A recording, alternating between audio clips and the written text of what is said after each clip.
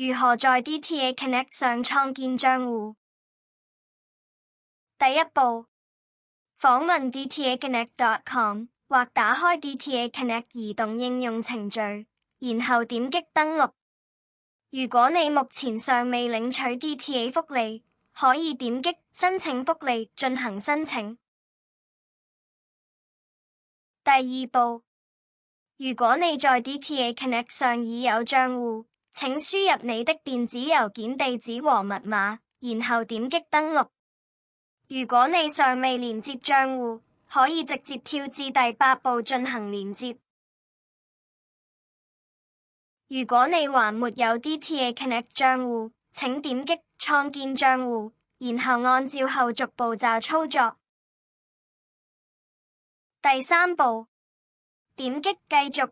允許 MyMask 在各州機構之間共享你的信息，這可以節省你的時間，並幫助我們為你提供最高的福利。第四步，輸入你的電子郵件地址，然後點擊發送驗證碼。請牢記你用於創建 DTA Connect 賬戶的電子郵件地址。你每次登錄 DTA Connect 都需要使用。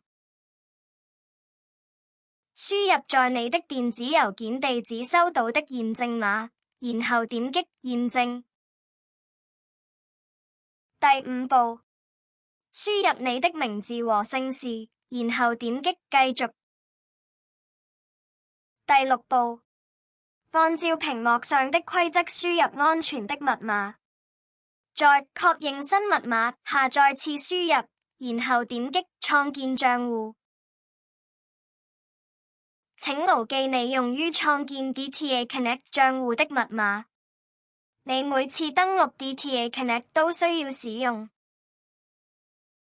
第七步，你將看到一個彈出窗口，顯示網上賬戶註冊成功。第八步，要使用 DTA Connect， 你可以前往 DTA 辦公室或致電 DTA 援助熱線，與 DTA 工作人員溝通，將你的網上賬戶與你的案件連接起來。第九步，與 DTA 工作人員溝通後，請重新登錄你的賬戶。點擊首頁上連接我的 DTA 信息。